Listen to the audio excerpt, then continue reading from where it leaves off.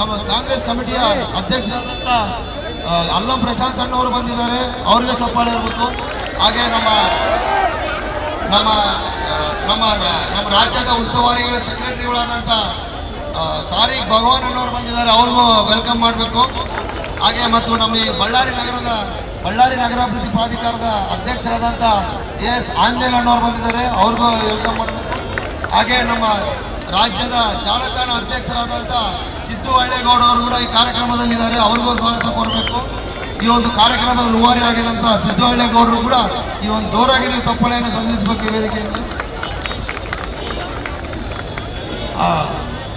ಹಾಗೆ ಮತ್ತೆ ನಮ್ಮ ವರ್ಕಿಂಗ್ ಪ್ರೆಸಿಡೆಂಟ್ ಆದಂಥ ಡಿ.ಸಿ.ಸಿ ವರ್ಕಿಂಗ್ ಪ್ರೆಸಿಡೆಂಟ್ ಅವರಾದಂಥ ನಮ್ಮ ವಿಷ್ಣು ಬೋಯಪಾಟಣ್ಣವ್ರು ಬಂದಿದ್ದಾರೆ. ಮತ್ತು ಎಲ್ಲ ನಮ್ಮ ಯೂತ್ ಕಾಂಗ್ರೆಸ್ನ ನಮ್ಮ ಬಳ್ಳಾರಿ ಜಿಲ್ಲಾ ಯೂತ್ ಕಾಂಗ್ರೆಸ್ನ ತಾಲೂಕು ಅಧ್ಯಕ್ಷರು ಮತ್ತು ಬ್ಲಾಕ್ ಅಧ್ಯಕ್ಷರು, ಹಾಗೆ ಗ್ರಾಮೀಣ ಜಿಲ್ಲಾ ಅಧ್ಯಕ್ಷರಾದಂಥ ಮಂಜುನಾಥ್ ಅವರು ಬಂದಿದ್ದಾರೆ, ಅವ್ರಿಗೂ ಸ್ವಾಗತ ಮಾಡಬೇಕು. ಹಾಗೂ ಈ ಒಂದು ಕಾರ್ಯಕ್ರಮ ಬಳ್ಳಾರಿ ಜಿಲ್ಲಾ ಮತ್ತು ಬಳ್ಳಾರಿ ಗ್ರಾಮೀಣ ಪ್ರದೇಶ ಯುವ ಕಾಂಗ್ರೆಸ್ ಸಮಿತಿಯಿಂದ ಹಮ್ಮಿಕೊಳ್ಳಲಾಗಿದೆ. ಹಾಗೂ ಮತ್ತು ರಾಜ್ಯ ಸಾಮಾಜಿಕ ಜಾಲತಾಣದ ರಾಜ್ಯಾಧ್ಯಕ್ಷರಾದಂಥ ಸಿದ್ದು ಹಳ್ಳೇಗೌಡರ ಅವರ ನೇತೃತ್ವದಲ್ಲಿ ಕೂಡ ಈ ಕಾರ್ಯಕ್ರಮ ನಡೆಯುತ್ತಿದೆ. ಹಾಗೆ ನಮ್ಮ ಜಿಲ್ಲಾ ಅಧ್ಯಕ್ಷರಾದಂಥ ಅಲ್ಲಂ ಪ್ರಶಾಂತ್ ಅವರು ಒಂದು 2 ಮಾತು ಮಾತಾಡ್ತಾರೆ ಈ ಕಾರ್ಯಕ್ರಮ ಉದ್ದೇಶಿಸಿ.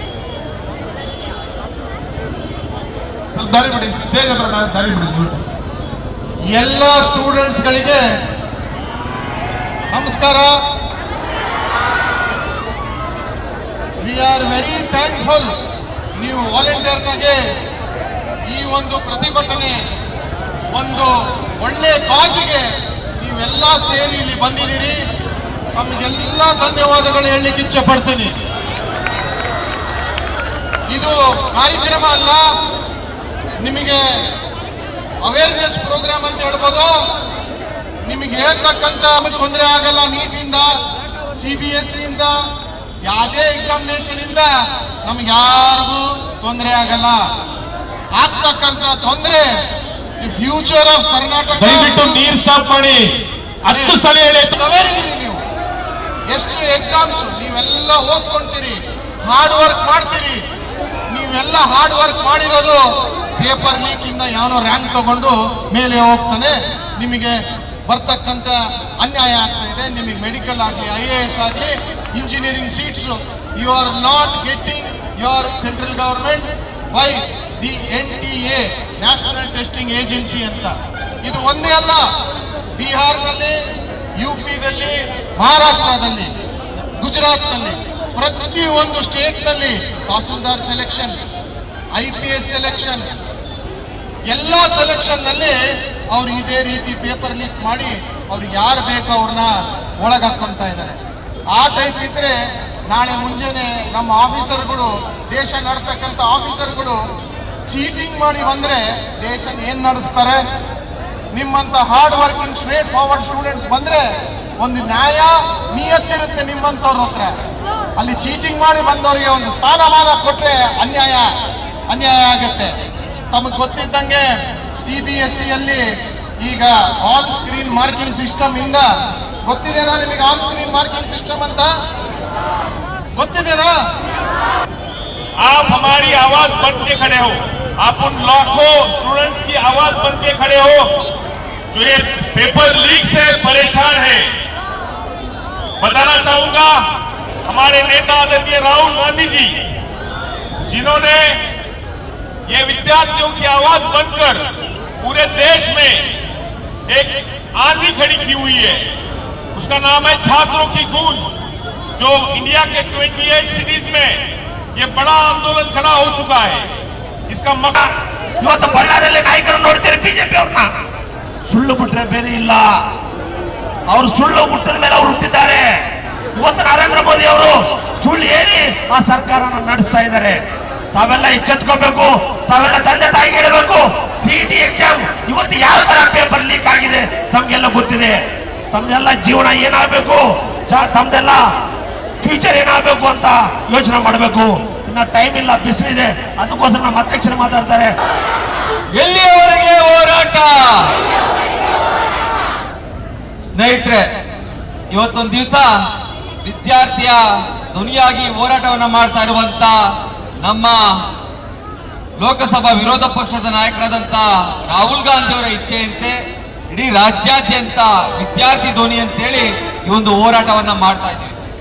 ಈ ವೇದಾಸ್ ಫ್ಯಾಮಿಲಿಯಿಂದ ಬಂದಂತ ಮಗಳು 35-40% ತಗೊಳ್ಳೋದು ಕೂಡ ಅಷ್ಟೇ ಶಕ್ತಿ.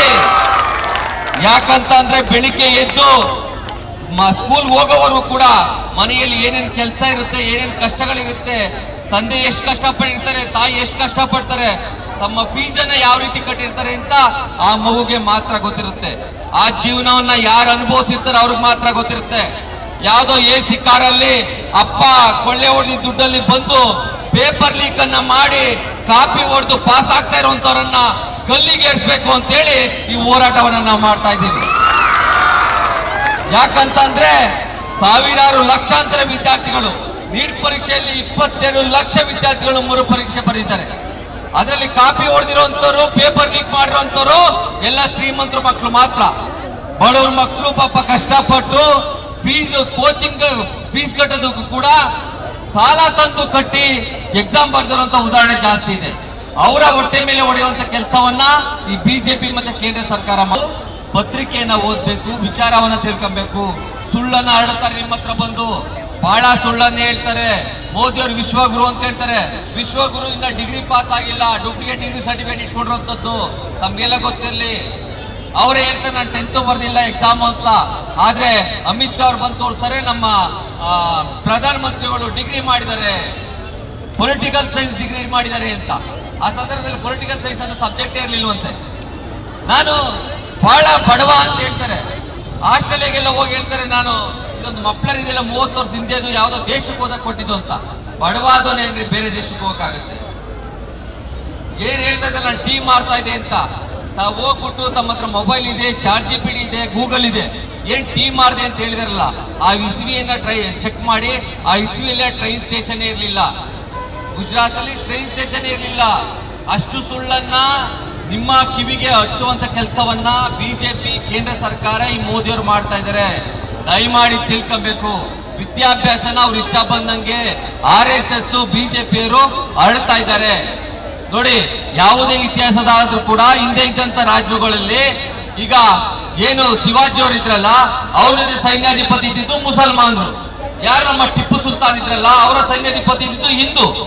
ಅವಾಗ ಹೋರಾಟ ಮಾಡ್ತಾ ಇದ್ರು ತಮ್ಮ ಜಾಗವನ್ನ, ತಮ್ಮ ಕ್ಷೇತ್ರವನ್ನು ಉಳಿಸ್ಕೊಳ್ಳೋದಕ್ಕೆ. ಅಲ್ಲಿ ಹಿಂದೂ ಮುಸ್ಲಿಂ ಇರ್ಲೇ ಇಲ್ಲ. ಇವಾಗ ಬಂದು ಹಿಂದೂ ಮುಸ್ಲಿಂ ಅಂತ ಕಥೆ ಹೇಳಿ ಸುಳ್ಳನ್ನ ನಿಮ್ಮ ಮಧ್ಯದಲ್ಲಿ ಬೆಂಕಿ ಹಚ್ಚುವಂತ ಕೆಲಸವನ್ನ ಮಾಡ್ತಾರೆ. ಇವರನ್ನ ಆಚೆ ಇಡಬೇಕು ಅಂದ್ರೆ ಇಷ್ಟೇನೆ ತಾವು ಪ್ರಜ್ಞಾವಂತರ ಆಗ್ಬೇಕು. ಯಾಕೆ ಕೇರಳವನ್ನ ಇವಾಗಲೂ ಕೂಡ ದೇಶದಲ್ಲೆಲ್ಲ ಕೇರಳ 20 ವರ್ಷ ಮುಂದೆ ಇದೆ ಅಂತಂದ್ರೆ ಎಲ್ಲ ವಿದ್ಯಾರ್ಥಿಗಳು ಕೂಡ ಪೊಲಿಟಿಕಲೈಸ್ಡ್ ಆಗಿದ್ದಾರೆ, ರಾಜಕೀಯವನ್ನ ಅರ್ಥ ಮಾಡ್ಕೊಂಡಿದ್ದಾರೆ. ಯಾವುದು ಕೂಡ ಅಲ್ಲಿ ಅವರ ಬೆಳೆ ಬೇಯಲ್ಲ. ಬಿಜೆಪಿ ಇನ್ನೂವರೆಗೂ ಕೂಡ ಯಾಕೆ ಸರ್ಕಾರವನ್ನ ಮಾಡಕ್ಕಾಗಿಲ್ಲ? ಆಕ್ಚುಲಿ ಕರ್ನಾಟಕದಲ್ಲೂ ಕೂಡ ಅವ್ರು ಸ್ವಂತ ಯಾವತ್ತೂ ಗೆದ್ದಿಲ್ಲ. ಬೇರೆ ಸಹಾಯದಿಂದ ಮತ್ತೆ ಕುದುರೆ ವ್ಯಾಪಾರವನ್ನ ಮಾಡಿ ಸರ್ಕಾರ ನಡೆಸಿದ್ದಾರೆ. ಅದು ಬಿಟ್ರೆ ಬಳ್ಳಾರಿಯಲ್ಲಿ ಕೊಳ್ಳೆ ಹೊಡೆದಿದ್ರಲ್ಲ, ಆ ದುಡ್ಡಿಂದ ಬಿಜೆಪಿ ನಡೆದಿದ್ದೆ ಹೊರತು ನಿಮ್ಗೆಲ್ಲ ಮಸಿ ಬಳ್ದು ಬಿಜೆಪಿ ಸರ್ಕಾರ ಮಾಡಿದ್ರೆ ಹೊರತು ಸ್ವಂತದಿಂದ ಯಾವುದು ಮಾಡಿಲ್ಲ. ನೋಡಿ, ಎಷ್ಟೋ ಸಾವಿರ ಕೋಟಿಯನ್ನ ಕೊಳ್ಳೆ ಹೊಡೆದು ರೆಡ್ಡಿಯವರು ಹೊರಗಡೆ ಇಟ್ರು, ಜೈಲಿಗೆ ಹೋಗಿ ಬಂದು ಈಗ ಮತ್ತೆ MLA ಆಗಿದ್ದಾರೆ. ಒಂದೇನೆ ಅವ್ರಿಗೆ ಬೇಕಾಗಿರೋದಂತೂ ನಿಮ್ಮ ಹಿತವಲ್ಲ, ನಿಮ್ಮ ವಿದ್ಯಾಭ್ಯಾಸವಲ್ಲ. ಅವ್ರಿಗೆ ಬೇಕಾಗಿರೋದಂತೂ ದುಡ್ಡು ಬಿಟ್ರೆ ಬೇರೇನು ಬೇಕಾಗಿಲ್ಲ. ವಿದ್ಯಾಭ್ಯಾಸಕ್ಕೆ, ಹೋರಾಟಕ್ಕೆ ಯಾರಾದ್ರೂ ಕೂಡ ತಮ್ಮ ಪರವಾಗಿ ನಿಲ್ಲುತ್ತೆ ಅಂತಂದ್ರೆ ಕಾಂಗ್ರೆಸ್ ಪಕ್ಷ ಮಾತ್ರ. RTE ಅನ್ನ ತಂದಿದ್ದು ಕಾಂಗ್ರೆಸ್ ಪಕ್ಷ, RTI ಅನ್ನ ತಂದಿದ್ದು ಕಾಂಗ್ರೆಸ್ ಪಕ್ಷ. RTE right to education act, ಬಡವರು ಕೂಡ ಯಾವುದು ಪ್ರೈವೇಟ್ ಸ್ಕೂಲ್ಗಳಲ್ಲಿ ಓದ್ಬೇಕು, ಇಷ್ಟು % ಕೊಡ್ಲೇಬೇಕು ಅಂತ ಹೇಳಿ ಅದನ್ನ ಕಾನೂನು ತಂದದಂತೂ ಕಾಂಗ್ರೆಸ್ ಪಕ್ಷ. ಇವಾಗ 5 ಗ್ಯಾರಂಟಿಗಳು ಕೊಟ್ಟಿದ್ದಾರೆ. ಎಲ್ಲ ಹೆಣ್ಮಕ್ಳು ಬಸ್ಸಲ್ಲಿ ಫ್ರೀಯಾಗಿ ಓಡಾಡ್ತಾ ಇಲ್ವಾ? ಇವಾಗ ಓಡಾಡ್ತಾ ಇಲ್ವಾ? ಯಾಕೆ? ನೀವು ಕೂಡ कोलैप्स हो चुका है। 22 लाख विद्यार्थी जो नीट की परीक्षा से परेशान है, 22 विद्यार्थी जिन्होंने आत्महत्या की, तो उनको न्याय दिलाने के लिए धर्मेंद्र प्रधान का इस्तीफा मांग रहे हैं हम लोग। आज इस बल्लारी की भूमि से हमने उन्हें शिक्षा, जो एजुकेशन सिस्टम है उसको रिफॉर्म करने की मांग की है। धर्मेंद्र प्रधान का जो इस्तीफा है, जो दलाल बन के जिसने पेपर बेचा है और पेपर बेच के जिसने लाखों स्टूडेंट का भविष्य खराब किया है। देखिए महाराष्ट्र में देखिए टीईटी पे एग्जाम लीक हो गया, हर एक जगह देख रहे हैं इनका गवर्नमेंट। सबसे पहले एक बात बताते हैं आपको, इनकी जो नीतिमत्ता है वो खराब है। भाजपा ने सबसे पहले वोट चोरी किया, वोट चोरी करने के बाद हर अलग अलग स्टेट में उन्होंने सरकार चोरी किया, सरकार चोरी करने के बाद वो अभी बच्चों का पेपर चोरी कर रहे हैं, और ये पेपर चोरी करने के बाद वो हमारा संविधान चोरी करने की कोशिश करेंगे, और वो हम होने नहीं देंगे। हम इस दुनिया के जो छात्र हैं, हमारे जो नागरिक है, कांग्रेस पार्टी है, ये होने नहीं देंगी। हम लड़ते रहेंगे, आखिरी दम तक लड़ते रहेंगे, जहां हमारे जान तक देने पड़े। ಧನ್ಯವಾದ। ಈ ಹೋರಾಟ ಡೆಲ್ಲಿವರೆಗೂ ರೀಚ್ ಆಗುತ್ತೆ. ಸೊ ಇಲ್ಲ ಪರವಾಗಿಲ್ಲ, ಇಲ್ಲೇ ಹೇಳ್ತೀನಿ. ಸೊ ಎಜುಕೇಶನ್ ಮಿನಿಸ್ಟರ್ ಕನ್ನಡದಲ್ಲೇ ಮಾತಾಡ್ತಿರೋದು. ನೀವು ಮಾತಾಡಬೇಕು. ಸೊ ಈ ಹೋರಾಟ ಇನ್ನು 30 ದಿನ ತನಕ ಕಂಟಿನ್ಯೂ ಆಗ್ತಾ ಇರುತ್ತೆ. ಸೊ ಪ್ರತಿಯೊಬ್ರು ಯಾರ್ಯಾರ ಶಕ್ತಿ ಐತೆ ಹೋರಾಟ ಮಾಡ್ಬೇಕಂತ ಇದ್ರೆ ಡೆಲ್ಲಿಗೆ ಬನ್ನಿ, ಜಾಯಿನ್ ಆಗಿರಿ 9th ಆಗಸ್ಟ್ಗೆ. ಇದೇ ಡೆಲ್ಲಿ ಜಂತರ್ ಮಂತರ್ ಅಲ್ಲಿ.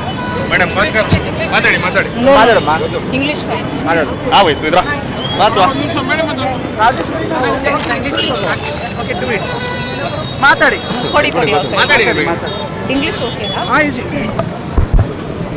So today my question is, where is democracy? This is my question. Democracy means voice of people. We elect people. Now the democracy is for the people, by the people, of the people. Where is for the people? Where is by the people? We are only voting them. Where are those people giving us justice? They are doing whatever they want. Even if we are fighting, even if we are getting on the road, we are not getting justice. We want justice for this paper leaks. We want Dharmendra Pradhan to resign. ಛಾತ್ರೋಂಗಿ Goonj ಅಂತ ಒಂದು ಅಭಿಯಾನನ ನಾವು start ಮಾಡಿದ್ದೀವಿ. ಈ ಅಭಿಯಾನ ಏನಕ್ಕೆ start ಮಾಡಿದ್ದೀವಿ ಅಂದರೆ, ನಿಮ್ಗೆಲ್ಲರಿಗೂ ಗೊತ್ತಿದ್ದಂಗೆ ಈ ವಿದ್ಯಾರ್ಥಿಗಳು 22 ವಿದ್ಯಾರ್ಥಿಗಳು ಸಾವನ್ನಪ್ಪಿದ್ದಾರೆ. ನೀಟ್ ಪೇಪರ್ ಲೀಕ್ ಆಗಿರೋ ಕಾರಣ ಸಾವನ್ನಪ್ಪಿದ್ದಾರೆ. ಈ ನೀಟ್ ಪೇಪರ್ ಲೀಕು ಯಾರಿಂದ ಆಗಿದೆ? ಧರ್ಮೇಂದ್ರ ಪ್ರಧಾನ್ ಎಜುಕೇಷನ್ ಮಿನಿಸ್ಟರ್ ಅವರಿಂದ ಆಗಿರೋದು, BJP ಸರ್ಕಾರದಿಂದ ಆಗಿರೋದು. ನಾವು ನಮ್ಮ ಒತ್ತಾಯ ಏನಂತ ಹೇಳಿದರೆ, ಈ ರೀತಿ ನೀಟ್ ಪೇಪರ್ ಲೀಕ್ ಆದರೆ ನಾಳೆ ನಮ್ಮ ಭವಿಷ್ಯ ಏನಾಗಬೇಕು, ನಮ್ಗೆ ಬರೋ ಫ್ಯೂಚರಲ್ಲಿ ಡಾಕ್ಟರ್ಸ್ ಏನಾಗಬೇಕು? ಪೇಪರ್ ಲೀಕ್ ಮಾಡ್ಕೊಂಡು ಪಾಸ್ ಮಾಡ್ಕೊಂಡು ಬಂದರೆ ಅವ್ರು ಯಾವ ರೀತಿ ಟ್ರೀಟ್ಮೆಂಟ್ ಕೊಡ್ತಾರೆ, ಯಾವ ರೀತಿ ಇದು ಕರೆಕ್ಟ್ ಆಗುತ್ತೆ? ಇದರಿಂದ ದೇಶಕ್ಕೆ ಎಷ್ಟು ಅನ್ಯಾಯ ಆಗ್ತಿದೆ, ಈ ವಿದ್ಯಾರ್ಥಿಗಳಿಗೆ ಎಷ್ಟು ಅನ್ಯಾಯ ಆಗ್ತಿದೆ. ಈ ಕಾರಣ ಈ ಅನ್ಯಾಯ ಆಗ್ತಿರೋದನ್ನು ನಾವು ಖಂಡಿಸಿ ನಮ್ಮ ಲೀಡರ್ ರಾಹುಲ್ ಗಾಂಧಿ ಅವರು ಮತ್ತು ನಮ್ಮ ಕರ್ನಾಟಕ CM ಆದಂಥ DK ಶಿವಕುಮಾರ್ ಅವರು, ನಮ್ಮ ರಾಜ್ಯಾಧ್ಯಕ್ಷರು ಮಂಜುನಾಥ್ ಗೌಡ ಅವರು ಒಂದು ಅಭಿಯಾನವನ್ನು ಕ್ರಿಯೇಟ್ ಮಾಡಿ, ನಾವು ಈ ರೀತಿ ಸ್ಟೂಡೆಂಟ್ಸ್ಗೋಸ್ಕರ ನಿಲ್ಲೇಬೇಕಂತ ಹೇಳಿ ಇಲ್ಲಿ ನಿಂತ್ಕೊಂಡು ನಾವು ಸ್ಟ್ರೈಕ್ ಮಾಡಿ ಇಷ್ಟು ಹೋರಾಟ ಮಾಡ್ತಿದ್ದೀವಿ. ಯಾವುದೇ ಕಾರಣಕ್ಕೂ ನಾವು ಬೊಗ್ಗೋದಿಲ್ಲ. ಇದು ಅವರ ಧರ್ಮೇಂದ್ರ ಪ್ರಧಾನ್ ಅವರು ರಾಜೀನಾಮಾ ಕೊಡಲೇಬೇಕು, ಕೊಡೋ ತನಕ ನಾವು ಹೋರಾಟ ಮಾಡ್ತೀವಿ. ಉಗ್ರ ಹೋರಾಟ ಮಾಡೋದಕ್ಕೂ ನಮಗೇನು ಅಭ್ಯಂತರ ಇಲ್ಲ. ಆರಾಮಾಗಿ ಖಂಡಿತವಾಗಿ ಅವ್ರು ಇಳಿಯೋ ತನಕ ನಾವು ಹೋರಾಟ ಮಾಡ್ತೀವಿ. ನಮ್ದೇನು ಒತ್ತಾಯ ಅಂದರೆ, ಈ ಹುಡುಗರ ಫ್ಯೂಚರು ಕೆಟ್ಟೋಗ್ಬಾರ್ದು, ನಮ್ಮ ದೇಶ ಚೆನ್ನಾಗಿರಬೇಕು. ಈ BJP ಮಾಡ್ತಿರೋ ಇವೆಲ್ಲ ಕುತಂತ್ರಗಳನ್ನು ನಾವು ಖಂಡಿಸ್ತಾ ಈ ಹೋರಾಟವನ್ನು ಮಾಡ್ತಿದ್ದೀವಿ. ಧನ್ಯವಾದಗಳು. ಬಳ್ಳಾರಿಯ ಮೈ TV ಭಾರತ್ ವಾಯ್ಸ್ ಆಫ್ ಸಿಟಿಜನ್ಸ್ಗೆ ಒಳ್ಳೆಯದಾಗಲಿ. ಹೊಸ ಚಾನಲ್ನ ಮಾಡಿದ್ದೀರಾ. ಏನು ನಾಡಿನ ಜನಕ್ಕೆ, ನಾಡು ನುಡಿಗೆ, ಜಲಕ್ಕೆ ಹೋರಾಟವನ್ನು ಮಾಡುವಂಥದ್ದು, ಧ್ವನಿಗೆ ಧ್ವನಿಯಾಗಿ ನಿಲ್ಲುವಂಥದ್ದು, ಏನು ವಿದ್ಯಾರ್ಥಿಗಳಿರ್ಬೋದು, ರೈತರಿಗಿರ್ಬೋದು, ಅವ್ರ ಧ್ವನಿಗೆ ಯಾರು ಧ್ವನಿ ಇಲ್ಲ, ಅವರ ಧ್ವನಿ ಇಲ್ಲದೇ ಇರೋರಿಗೆ ಧ್ವನಿಯಾಗಿ ನಿಲ್ಲುವಂಥ ಕೆಲಸವನ್ನು ಮೈ ಭಾರತ್ TV ಮಾಡ್ತೀನಿ ಅಂತ ನಂಬಿಕೆ ಇಟ್ಟಿದ್ದೀನಿ. ತಾವೆಲ್ಲ ಇನ್ನೂ ಚೆನ್ನಾಗಿ ಮಾಡಿ, ಚೆನ್ನಾಗಿ ನಡೆಸ್ಕೊಂಡೋಗಿ, ಒಳ್ಳೆಯದಾಗಲಿ. ಶುಭಾಶಯಗಳು. ಕೇಂದ್ರ ಸರ್ಕಾರ ಪೇಪರ್ ಲೀಕನ್ನು ಪದೇ ಪದೇ ಮಾಡ್ತಾ ಇದೆ. ಅದ್ರ ವಿರುದ್ಧ ಹೋರಾಟವನ್ನು ಇಟ್ಕೊಂಡಿದ್ದೀವಿ ನಾವಿವತ್ತು. ನಾವಿಷ್ಟೇ ಹೇಳ್ತಾ ಇರೋಂಥದ್ದು, ಧರ್ಮೇಂದ್ರ ಪ್ರಧಾನ್ ಅವರು ರಾಜೀನಾಮೆಯನ್ನು ಕೊಡಬೇಕು.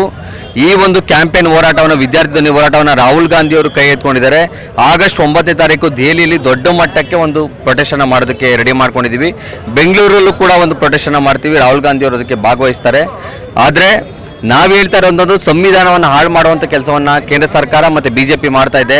ಈ RSSನ ಮನುವಾದಿಗಳು ಈ ಕೆಲಸವನ್ನು ಮಾಡ್ತಾ ಇದ್ದಾರೆ. ಇದನ್ನು ವಿರೋಧಿಸ್ತಾ ಇದ್ದೀವಿ. ನಾವು ವಿದ್ಯಾರ್ಥಿಗಳಿಗೆ ಮುಂದೆ ಈ ರೀತಿ ಪೇಪರ್ ಲೀಕ್ ಆಗದಿರೋ ರೀತಿಯಲ್ಲಿ ಕಾನೂನನ್ನು ಬಿಗಿ ಮಾಡಬೇಕು ಅನ್ನೋ ದೃಷ್ಟಿಯಿಂದ ಈ ಹೋರಾಟವನ್ನು ಇಟ್ಕೊಂಡಿದ್ದೀವಿ. ನಾವು ಹೋರಾಡಿ ಮುಂದುವರಿಸ್ತೇವೆ. ಛಾತ್ರೋಂಕ ಗೂಂಜ್ ಅಂದರೆ ಹುಡುಗರ ಧ್ವನಿ. ಇದು ತಮಗೆ ತಿಳಿದಿಕ್ಕಂಥ ವಿಷಯ. ನೀಟ್ ಪೇಪರ್ ಲೀಕು ಈ ವರ್ಷ ಅಲ್ಲ, ಹಲವಾರು ವರ್ಷಗಳಿಂದ ನಡೀತಾ ಇದೆ.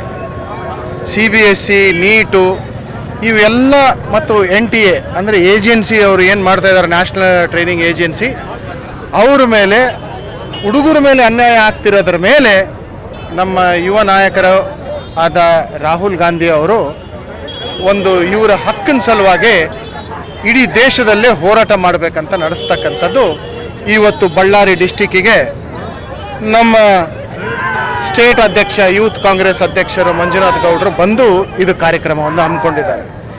ಈಗ ನಿಮಗೆ ಗೊತ್ತಿರ್ತಕ್ಕಂಥ ವಿಷಯ, ಲಾಸ್ಟ್ 10 ವರ್ಷದಲ್ಲಿ ಒಂದು 89 ಪೇಪರ್ ಲೀಕ್ಸ್ ಆಗಿದ್ದಾವೆ. 89 ಪೇಪರ್ ಲೀಕ್ಸ್ನಲ್ಲಿ ಅದರಲ್ಲಿ ಒಪ್ಕೊಂಡಿಲ್ಲ ಅವರು. ಎಷ್ಟು CBI ಎನ್ಕ್ವೈರಿ ಆದಮೇಲೆ ಒಪ್ಕೊಂಡಿದ್ದಾರೆ, ಸುಪ್ರೀಂ ಕೋರ್ಟಿಗೆ ಹೋದ್ಮೇಲೆ ಒಪ್ಕೊಂಡಿದ್ದಾರೆ. ಅಂದರೆ ಅನ್ಯಾಯ ಆಗ್ತಾನೇ ಇದೆ. ಸರ್ಕಾರ ಅನ್ಯಾಯ ಮಾಡ್ತಾ ಇರ್ತಾರೆ, ಅವ್ರನ್ನ ಕಾಪಾಡ್ತಾ ಇದ್ದಾರೆ. ಅದರ ಅರ್ಥ ಏನು? CBI ಎನ್ಕ್ವೈರಿ ಆಗಬೇಕು, ಸುಪ್ರೀಂ ಕೋರ್ಟಿಗೆ ಹೋಗ್ಬೇಕಂದ್ರೆ ಅದರ ಅರ್ಥ ಏನು? ಸರ್ಕಾರವೇ ಇದು ರಚಿಸ್ತಾ ಇದೆ, ಸರ್ಕಾರವೇ ಮಾಡ್ತಾ ಇದೆ. ಒಂದು ನಾಗ್ಪುರ್ ಪೇಪರ್ ಲೀಕ್ನಿಂದ ಸ್ಟಾರ್ಟ್ ಆಗಿದ್ದು 10 ಲಕ್ಷ ಒಂದು ಸ್ಟಾರ್ಟ್ ಮಾರಾಟ ಆಗಿದ್ದು, ಮತ್ತೆ ಹೋಗಿ ರಾಜಸ್ಥಾನ್, ಕೇರಳ 10 ಲಕ್ಷದಿಂದ ಕೋಟಿ, ಕೋಟಿದಿಂದ 10 ಕೋಟಿ ಅಷ್ಟು ದುಡ್ಡು ವ್ಯವಹಾರ ನಡೆದಿದೆ. ಅದು ಇದು ನಡ್ಕೊಂತ ಬರ್ತಾ ಇದೆ. ಅದಲ್ಲದೆ ತಮಗೆ ಹೇಳ್ಬೇಕಂದ್ರೆ ಅವ್ಯವಸ್ಥೆ, ಏಜೆನ್ಸಿಗಳು ನಡೆಸ್ತಕ್ಕಂಥ ಅವ್ಯವಸ್ಥೆ ಸಾಕಷ್ಟಿದೆ. ಏನಪ್ಪ ಅಂದರೆ ಇವತ್ತು ಹೊಸ್ದಾಗಿ ಹೇಳ್ಬೇಕಂದ್ರೆ, ಇವತ್ತು CBSE ಒಂದು ಸಿಲೆಬಸ್ಸು ಟೆಕ್ಸ್ಟ್ ಬುಕ್ ಬಂದಿಲ್ಲ, ಇನ್ನು ಹುಡುಗರು ಓದ್ತಾ ಇದ್ದಾರೆ. ಪ್ರತಿ ವರ್ಷ ಚಾಪ್ಟರ್ ಚೇಂಜ್ ಮಾಡಿಬಿಡ್ತಾರೆ. ಶಿವ, ರಾಮು ಎಲ್ಲೆಲ್ಲ ತೆಗೆದು ಬಿಡ್ತಾರೆ, ಅವ್ರಿಗೆ ಯಾವ್ದು ಬೇಕಾದ ಹಾಕ್ತಾರೆ. ಟೆಕ್ಸ್ಟ್ ಬುಕ್ನಲ್ಲಿ ಪ್ರಿಂಟ್ ಆಗಲ್ಲ, ಹುಡುಗರು ಓದಬೇಕಂತಾರೆ. ಯಾವ ರೀತಿ ಓದಬೇಕು ಅವರು? ಈಗ ಈ ಅನ್ಯಾಯ ಆಗ್ತಕ್ಕಂಥ ಹುಡುಗರಿಗೆ ಎಂಥದ್ದು ಒಂದು ಉದಾಹರಣೆ ಕೊಡ್ತೀವಿ. ಒಂದು ಉದಾಹರಣೆ ಕೊಡ್ತೀನಿ. ಒಂದು ನಾಗ್ಪುರ ಹುಡುಗಿಗೆ ಹಾಲ್ ಟಿಕೆಟ್ ಅಬುದುಬೈ ಕೊಟ್ಟಿದ್ದಾರೆ. ಅಬುದುಬೈ ಪ್ರಿಂಟ್ ಹಾಕಿದೆ ಸೆಂಟರ್. ಈ ಟೈಪ್ ನಡೀತಾ ಇದೆ. ಅವ್ರು ಎಲ್ಲಿ ಹೋಗಿ ಬರಿಬೇಕು? ಎಷ್ಟು ಸುಸೈಡ್ ಆಗಿದೆ. ಅವರು ಇವತ್ತಿನವರೆಗೆ ಒಂದು ಪ್ರೆಸ್ ಮೀಟ್ ಮಾಡಿ ಒಂದು ಮಾತು ಹೇಳ್ತಾ ಇಲ್ಲ, ಸಾರಿ ಕೇಳ್ತಾ ಇಲ್ಲ. ಇಡೀ ದೇಶ ನೋಡ್ತಾ ಇದೆ. ಅಷ್ಟು ನಾಚಿಕೆ ಇಲ್ಲ ಅವರಿಗೆ. ಪ್ರಧಾನಮಂತ್ರಿಯವರಾಗಲಿ, ಎಜುಕೇಷನ್ ಮಿನಿಸ್ಟರ್ ಆಗಲಿ, ನೀಟು ಡೈರೆಕ್ಟರ್ಗಳು, ಕಮಿಟಿಗಳು ಒಂದು ಮಾತು ಮಾತಾಡ್ತಾ ಇಲ್ಲ. ನಾಚಿಕೆ ಇಲ್ದಂಗೆ ಮಾಡ್ತಾ ಇದ್ದಾರೆ. ನಾವು ಹುಡುಗರು ಪರವಾಗಿದ್ದೀವಿ. ಈಗ ಆಗಲೇ ನಮ್ಮ ಶರಣ ಪ್ರಕಾಶ್ ಪಾಟೀಲ್ ಅವರು ಹೇಳಿದ್ದಾರೆ, ನೀವು ನೀಟ್ ಬಿಟ್ಬಿಡಿ, ನಮಗೆ ನೀಟ್ ಬೇಡ, ನಾವು ಮೊದಲು CEC ನಾವು ಕರೆಕ್ಟಾಗಿ ಮಾಡ್ತಾ ಇದ್ವಿ, ಹುಡುಗರಿಗೆ ಚೆನ್ನಾಗಿದೆ, ಎಲ್ಲ ಇದೆ. ಸೌತ್ ಇಂಡಿಯಾದಲ್ಲಿ ನಾನು ಇನ್ನೊಂದು ಹೇಳ್ಬೇಕಂದ್ರೆ, ಸೌತ್ ಇಂಡಿಯಾದಲ್ಲಿ ಹೈಯೆಸ್ಟ್ ಮೆಡಿಕಲ್ ಕಾಲೇಜುಗಳು, ಹೈಯೆಸ್ಟ್ ಇಂಜಿನಿಯರಿಂಗ್ ಕಾಲೇಜ್ ಹಬ್ಬಿದ್ದಾವೆ. ಇಲ್ಲಿ ಓದ್ತಕ್ಕಂಥ ಹುಡುಗರು ಇಲ್ಲಿ ಬರ್ತಾ ಇದ್ದಾರೆ. ಈ ಮೋಸದಿಂದ ಅವರು ಪಾಸ್ ಆಗಿ ಬರ್ತಕ್ಕಂಥ ನಾರ್ತ್ ಇಂಡಿಯನ್ಸು ಇಲ್ಲಿ ಪೆನೆಟ್ರೇಟ್ ಮಾಡಲಿಕ್ಕೆ ಇದು ಒಂದು ಕುತಂತ್ರ ಅಂತ ಹೇಳಲಿಕ್ಕೆ ಇಚ್ಛೆ ಪಡ್ತಾರೆ.